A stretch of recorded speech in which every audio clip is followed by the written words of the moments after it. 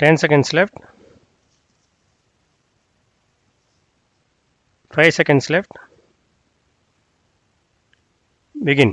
மாண்புமிகு பேரவைத் தலைவர் அவர்களே, பொதுத்துறை உள்ளிட்ட பல்வேறு துறைகளின் மானியக் கோரிக்கைகள் தொடர்பான விவாதத்திற்கு பதிலளிப்பதில் மட்டற்ற மகிழ்ச்சி அடைகிறேன். இந்த நல்வாய்ப்பினை வழங்கிய தங்களுக்கு மனமார்ந்த நன்றியை தெரிவித்துக் கொள்கிறேன். தமிழகத்தில் வாழும் அனைத்து மக்களையும் கண்ணாக பாவித்து இந்த அரசு போற்றி வருகிறது.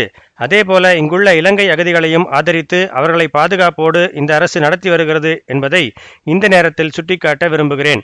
நிலைமைகள் சீரடைந்து அவர்கள் தாயகம் செல்லும் வரை தமிழக மக்களுக்கு வழங்கப்பட்டு வரும் அனைத்து உதவி திட்டங்களும் அவர்களுக்கும் வழங்கப்படும் என்பதை உறுதியாக சொல்லிக்கொள்ள விரும்புகிறேன். அதே நேரத்தில் வெளிநாடுகளுக்கு சென்ற தமிழர்களின் பிரச்சினைகளை தீர்க்கவும் மத்திய அரசின் உதவியோடு நாம் நடவடிக்கை எடுத்து வருகிறோம். நாட்டின் பாதுகாப்பு எவ்வளவு முக்கியம் என்பதை மாண்புமிகு சட்டமன்ற உறுப்பினர்கள் அனைவரும் அறிவீர்கள். நமது படை வீரர்கள் எல்லையை உறங்காமல் காப்பதால்தான் நாம் வீட்டில் நிம்மதியாக உறங்க முடிகிறது. பணியில் உயிர் நீத்த இராணுவ வீரர்களுக்கு இந்த ஆண்டு சுமார் 1 கோடி ரூபாய் அளவுக்கு கருணைத் தொகை வழங்கப்பட்டுள்ளது என்பதை அவையின் கவனத்திற்கு கொண்டு வர விரும்புகிறேன். அதேபோல தியாகிகளுக்கு வழங்கப்படும் ஓய்வூதியத்தையும் இந்த அரசு கணிசமான அளவுக்கு உயர்த்தி வழங்கி வருகின்றது. இவற்றை மாமன்ற உறுப்பினர்கள் முழு மனதோடு பாராட்டுவீர்கள் என நம்புகிறேன்.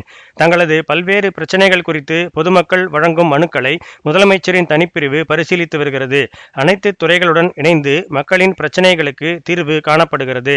கடந்த 2 ஆண்டுகளில் சற்றேறக்குறைய அனைத்து மனுக்களுக்கும் தீர்வு கிடைத்துள்ளது. நீதிமன்ற வழக்குகள் காரணமாக ஒரு சில நேர்வுகளில் மட்டும் உடனடி நிவாரணம் வழங்க முடியவில்லை. மற்ற அனைத்து மனுக்களின் மீதும் குறுகிய காலத்தில் உரிய நடவடிக்கை மேற்கொள்ளப்பட்டது என்பதை மிக்க மகிழ்ச்சியுடன் தெரிவித்துக் கொள்ள விரும்புகிறேன். அடுத்ததாக நிதித்துறை குறித்து ஓரிரு கருத்துக்களை கூற விரும்புகிறேன். இருப்பதை பெருக்கி சிறப்புடன் ஆளும் இலக்கணம் படைக்கும் அரசாக இவ்வரசு விளங்குகின்றது என்று சொன்னால் மிகையாகாது. அந்த வகையில் வளர்ச்சி திட்டங்களுக்கும் நிர்வாக செயல்பாட்டிற்கும் போதுமான நிதி ஆதாரங்களை நிர்வகிக்கும் பொறுப்பை நமது நிதித்துறை மேற்கொண்டு வருகிறது. அரசின் நிதி ஆதாரங்களில் பெரும் பங்கு வகிப்பது வரி வருவாய் என்பதும் மாமன்ற உறுப்பினர்கள் அறியாதல்ல. அதே நேரம் அதிகப்படியான வரிச்சுமையை மக்களின் மேல் திணிப்பதும் சரியல்ல என்பதை சுட்டிக்காட்ட விரும்புகிறேன்.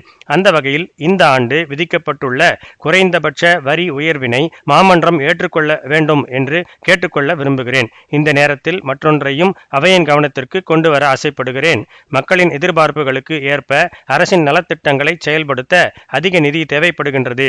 எனவே அந்த வகையில் மத்திய அரசிடமிருந்து வரவேண்டிய நிதி பகிர்வு குறைக்கப்பட்டுள்ளது என்பது உள்ளபடியே வருத்தம் அளிக்கின்றது. தமிழ்நாடு உள்ளிட்ட ஒரு சில மாநிலங்களுக்கே இந்த நிலைமை ஏற்பட்டுள்ளது என்பதை சுட்டிக்காட்ட விரும்புகிறேன். அதேபோன்று வளர்ந்த மாநிலம் என்று காரணம் காட்டி மத்திய அரசு திட்டங்களுக்காக நமது மாநிலத்திற்கு ஒதுக்கப்படும் நிதியும் குறைக்கப்பட்டுள்ளது.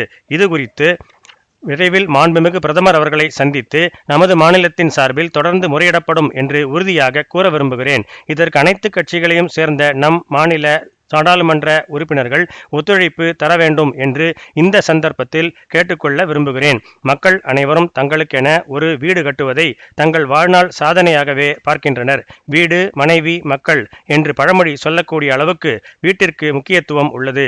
இதனை கருத்தில் கொண்டே இந்த ஆண்டு அரசின் மூலம் நடுத்தர மற்றும் குறைந்த வருமானம் உள்ளோர் பயன்பாட்டுக்காக 4000 கோடி ரூபாய் மதிப்பில் குடியிருப்புகள் கட்டப்படும். இவை பல நகரங்களில் அமைய உள்ளன என்ற நல்ல செய்தியை இந்த நேரத்தில் தெரிவித்துக் கொள்கிறேன். இந்த குடியிருப்புகள் கட்டி முடிக்கப்படும் பொழுது அவை முறையானவர்களுக்கு ஒதுக்கப்படுவதில் அதிகாரிகள் அக்கறை செலுத்த வேண்டும் என்று கேட்டுக்கொள்ள கடமைப்பட்டுள்ளேன். அடுத்ததாக விவாதத்தில் பேசிய உறுப்பினர் கிழக்கு கடற்கரை சாலையில் மாமல்லபுரத்தில் பேருந்து நிலையம் அமைக்கும் பணி குறித்து விவரங்கள் கேட்டிருந்தார். இதற்கான வரைபடம் மற்றும் திட்ட மதிப்பீடு தயார் செய்யப்பட்டுள்ளது என்பதையும் வரும் ஆண்டில் பேருந்து நிலையம் அமைக்கப்படும் என்பதையும் மாண்புமிகு உறுப்பினரின் கவனத்திற்கு கொண்டு வர விரும்புகின்றேன். தற்போது உலகம் ஒரு குடும்பம் என்று சொல்லும் அளவுக்கு பன்னாட்டு போக்குவரத்து அதிகரித்துள்ளது. தொழிலுக்காகவும் உறவினரை காணவும் சுற்றுலாவுக்கும் மக்கள் அதிக விமான சுற்றுப்பயணம் மேற்கொள்வதை நான் இங்கே சுட்டிக்காட்ட கடமைப்பட்டுள்ளேன். இதன் தொடர்ச்சியாக சென்னை விமான நிலையத்தினை விரிவாக்கம் செய்ய வேண்டிய கட்டாயம் கடந்த சில ஆண்டுகளாக இருந்து வருகிறது. எனவே புதிய விமான நிலையம் அமைக்க உரிய நடவடிக்கை எடுக்க வேண்டும் என்று கோரிக்கைகள் வந்துள்ளன. ஆகவே சென்னையை சுற்றியுள்ள மாவட்டங்களில் உரிய நிலங்களை தேர்வு செய்து தெரிவிக்குமாறு சம்பந்தப்பட்ட மாவட்ட ஆட்சியர்களை அரசு இப்போது கேட்டுக்கொண்டுள்ளது. அதன் பின்னர் அவை மத்திய அரசின் ஒப்புதலுக்கு அனுப்பி வைக்கப்படும் என்று தெரிவித்துக் கொள்கிறேன். இதோடு சட்டமன்ற கூட்டம் நிறைவு பெறுவதால் உறுப்பினர்களின் கேள்விகளுக்கான விளக்கங்கள் அவர்களுக்கு அனுப்பி வைக்கப்படும் என கூறி எனது பதிலுரையை நிறைவு செய்கின்றேன்.